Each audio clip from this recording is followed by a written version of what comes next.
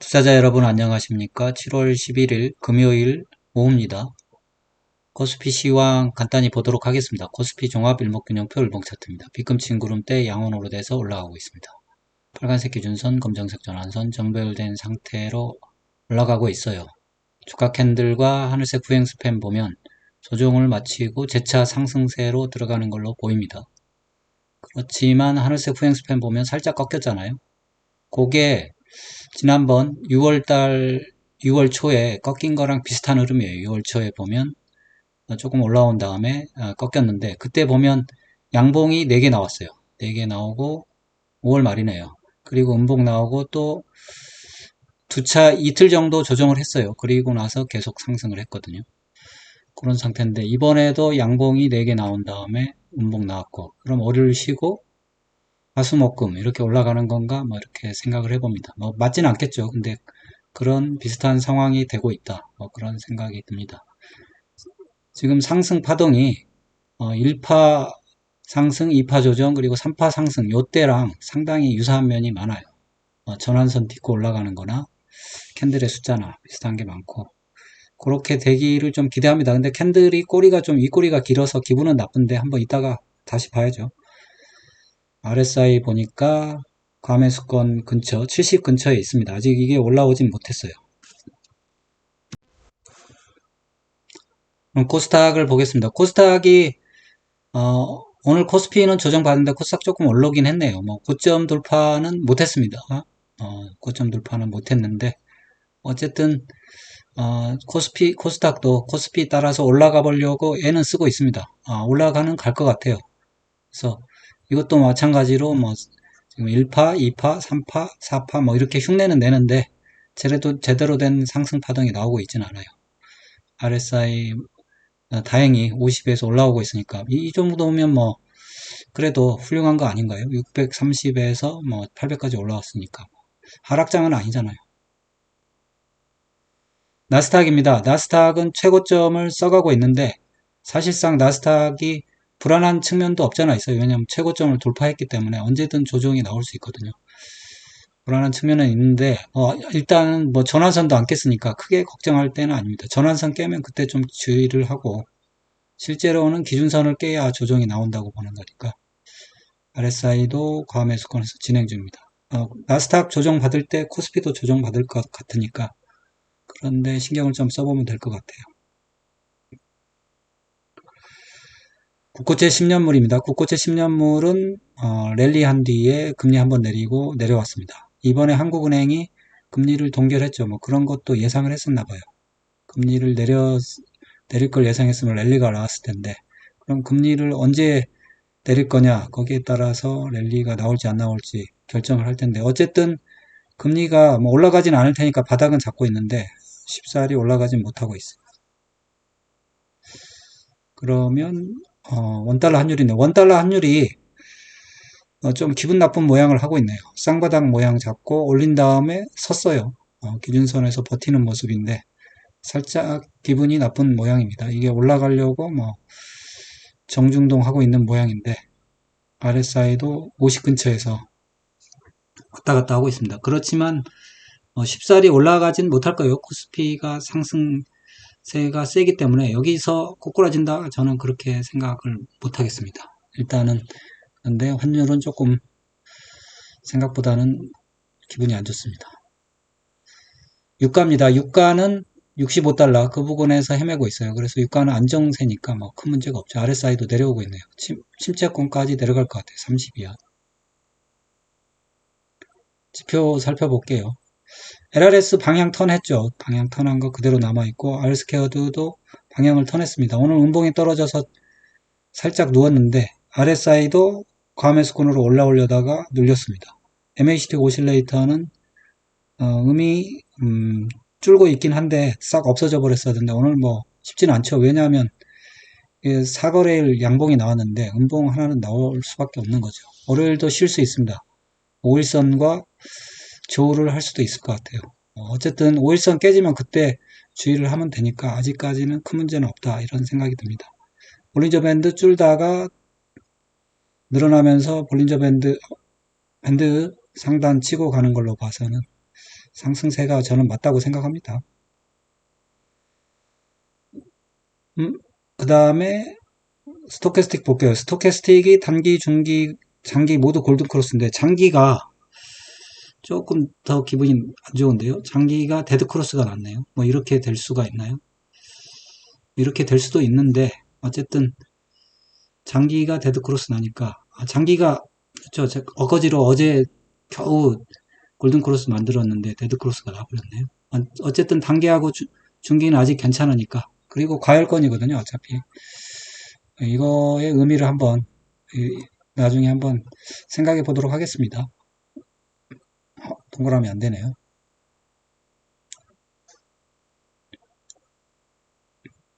수급을 살펴보겠습니다. 수급 보면 외국인이 작년 내내 팔아가지고 뭐 바닥 만들었고 마지막에 엄청 팔아서 바닥 만들었고 사서 올렸습니다. 사서 올린 다음에 여기 3파 끝이죠. 끝자락에서 팔아가지고 조정을 만들었어요. 그 다음에 보면은 지금은 양선이 많아요.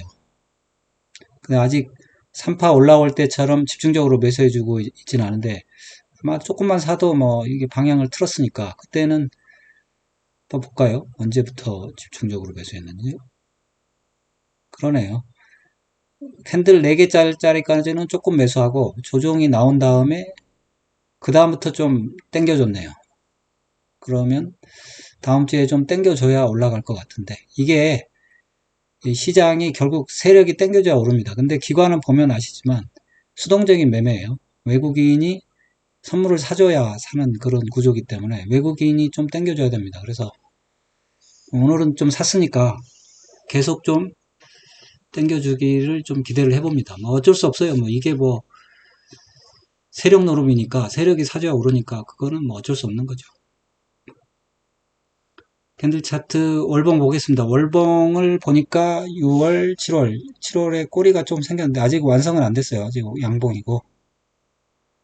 캔들 차트 주봉입니다. 주봉 보면 지난번에 1파동은 양봉이 6개 나오고 음봉이 나왔죠.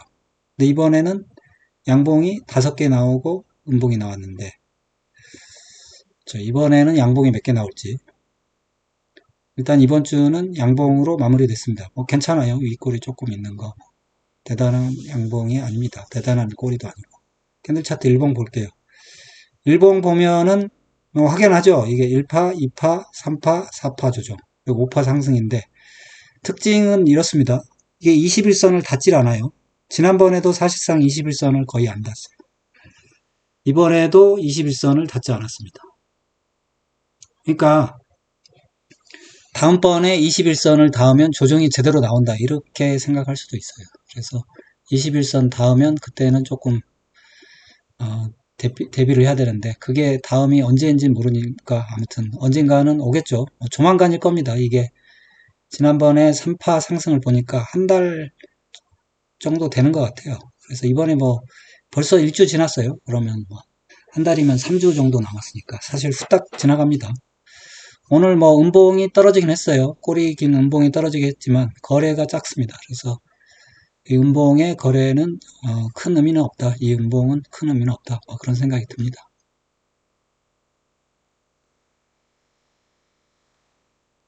종목들 한번 살펴보겠습니다. 역시나 삼성전자는 조정장일 때 양봉이 나오는군요. 그러니까 삼성전자는 그냥 주가 방어용으로만 쓰는 거예요. 그래서 올라왔던 애들이 쉴 때 그때 지수가 너무 빠지면 안 되니까 그때 양봉이 나오네요. 근데 점차 좀 올라가고 있긴 해요.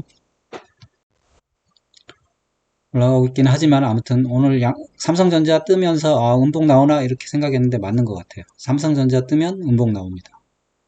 SK하이닉스는 이게 이제 지수를 끌어올리는 주식이니까 음봉이 나올 수밖에 없죠. 오늘 지수가 조정받는 날이니까.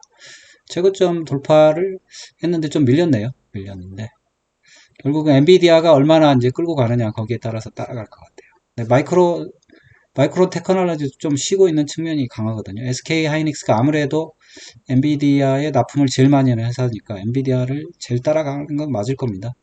현대차, 기아는 그냥 그 자리 그렇게 생각하시면 되고 금융주 쉬었네요. KB금융 쉬었고 신한지주도 쉬었고 다 쉬었죠 뭐. 삼성화재, 삼성생명 전부 다 음봉이야.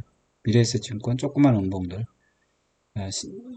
금융주들 조그만 음봉들 쉬었고, 삼성물산은 좀 되돌림이 심하네요. 어쨌든 한국전력도 쉬었고, 조선주도 쉬었습니다. 음봉 떨어지면서. 전부 다네. 크래프톤, 삼성바이오로직스, 셀트리온, 카카오. 그러니까 삼성전자 빼곤 다 음봉이에요. 2차전지도 지수 방어용으로 좀 쓰는 것 같네요. 삼성 SDI, LG 에너지 솔루션. 그래서 못 올라간 애들이 주로 지수 방어용으로 쓰는 것 같습니다. 그래서 이런 주식이 양봉 나왔다고 해서 사면 안 됩니다. 결국 또 지수 올라가면 떨어질 주식이에요.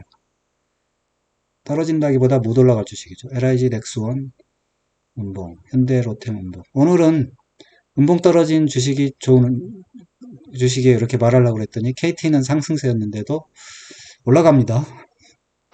SK텔레콤도 양봉 나왔습니다. 그래서 오늘은 삼성전자로 받쳐놓고 조정이 나왔습니다. 선물이 고퍼스네요. 고퍼스가 아래 꼬리가 긴 그런 캔들이 나왔네요. 그래서 이런 거는 상당히 청신호인데, 근데 RSI는 뭐 데드크로스로 나오려고 그러는데, 좀 주의 깊게 보긴 봐야 돼요. 아무튼. 기분 나쁜 양봉이 나왔네요. 고퍼스. 별로, 근데 아주 뭐 대단히 뭐 양봉이 나온 것도 아니고, 거래량이 큰 것도 아니고, 아직은 좀 무시할 만하지 않을까 싶은데, 어쨌든, 레버리지가 윗꼬리 긴 음봉이 나오긴 했습니다. 이런 것들은 기분이 썩 좋은 캔들은 아니죠. 그러면 이제 옵션 만기일이 얼마 안 지나서 사실 시장이 방향을 아직은 안 정했을 거예요. 아직 안 정했을 건데, 그래서 아까 3파랑은 다를 수도 있을 것 같다는 생각이 드네요. 한번 잠깐 보고 와야 되겠는데. 네, 아무튼 뭔가 아이디어가 생기면 뭐 말씀드리도록 하겠습니다. 코스피 종합에 코스피죠. 코스피 현물 누가 샀는지 한번 볼게요. 6월 13일부터 보겠습니다. 그냥 날짜 옵션 만기로 해야 되는데 얼마 되지도 않아 가지고 6월 13일 기준으로 보니까 외국인이 이제는 별로 안 팔게 됐어요. 마이너스 5천억. 기관은 뭐 마이너스 1조 이 정도 팔고 개인이 1조 6천억 꼭지 잡고 있는데 이 정도면 무난합니다. 계속 이 정도 간당간당하게 지내온 것 같아요. 선물 볼까요? 선물도 6월 13일부터 그냥 보겠습니다. 선물도 보니까 선물은 외국인이 오늘 좀 팔았네요 또. 그래서 선물을 마이너스 수량을 유지하고 있습니다. 개인들은 거의 뭐 0개에 가까워요. 그래서 아무튼 외국인과 기관 선물 교환인데 항상 외국인이 마이너스를 잡고 있으면서 지수를 올리니까 이것도 참 감내하기가 쉽진 않아요. 플러스를 유지하면서 하면 알기 쉬울 텐데 어쨌든 모르게 아니라고 어쩔 수가 없습니다. 이거 뭐 세력들도 먹고 살아야 되니까. 콜옵션은 이렇게 하면 안 되죠. 오늘 첫날이죠. 7월 11일. 콜을 외국인이 샀네요, 일단.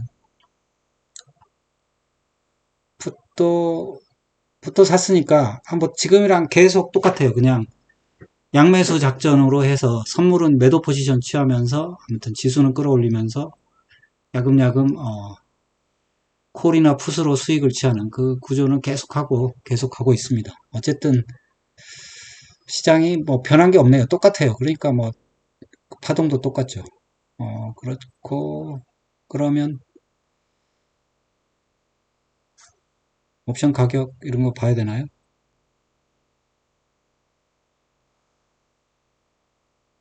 콜 보니까 뭐 콜이 이렇게 달린 거 뭐 사실이고 이렇게 됐네.